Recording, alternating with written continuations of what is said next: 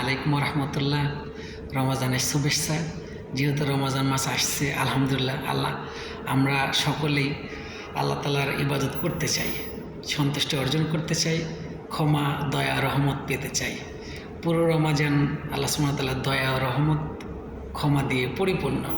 10 দিন মাগফিরাত, 10 দিন নাজাত, 10 দিন রহমত। এই হাদিসটি একেবারেই মিথ্যে। এই হাদিস বলে পৃথিবীতে কোনো হাদিস নেই। তো আলহামদুলিল্লাহ, পুরো রমজানে আমাদের দয়া রহমত ও ক্ষমার মাস। আমরা পুরো রমজান আল্লাহ সুবহানাহু ওয়া তাআলার দয়া রহমত ক্ষমা পেতে চাই।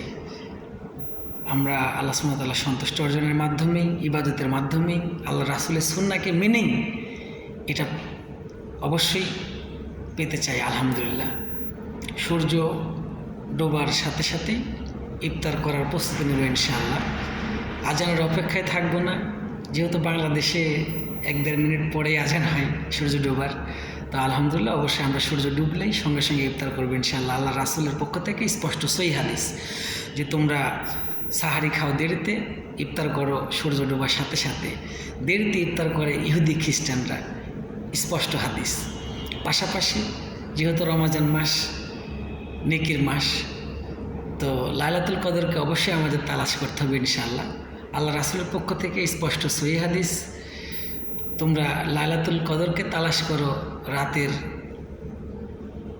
রমজানের শেষ দশকের দিকে, অর্থাৎ বেজোর রাত্রিগুলোতে। 21শে রমজান, 23শে রমজান, 25শে রমজান, 27 এবং 29।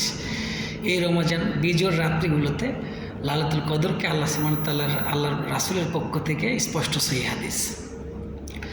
তো আলহামদুলিল্লাহ, অবশ্যই আমরা একাকিত্বভাবে একক ঘরে নিরিবিলি অবস্থায় আমরা এই আমলগুলো করবো ইনশাআল্লাহ। এতে নেকি রয়েছে। বিনয়ী হয়ে, নমনীয়ভাবে, কান্নাকাটার মাধ্যমে ইবাদতগুলো করবো ইনশাআল্লাহ। যেহেতু আমি মুসলিম ভাই, অবশ্যই আমি চাই আর এক মুসলিম ভাই উপকৃত হোক।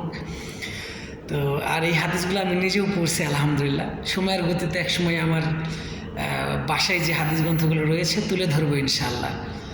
তো বন্ধুরা, অবশ্যই লাইলাতুল কদরকে তালাশ করতে হবে।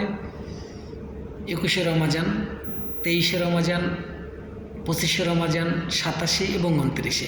শুধু নির্দিষ্ট 27 রাত্রেই বাংলাদেশের উলামায়ে কেরামগণ এবং এই বেদাতি হুজুররা মসজিদে রান্না করে খাওয়া, মিলাদ পড়ানো, এর নাম 27 রাত্রি না। 27 রাত্রি কান্নাকাটি এবং আল্লাহ সুবহানাহু ওয়া তাআলার কাছে বিনয়ী হয়ে চাওয়ার মাধ্যমেই পার করতে হবে। কেননা বিনয়ের মাধ্যমেই ক্ষমা পেতে হবে আল্লাহ সুবহানাহু ওয়া তাআলার কাছ থেকে।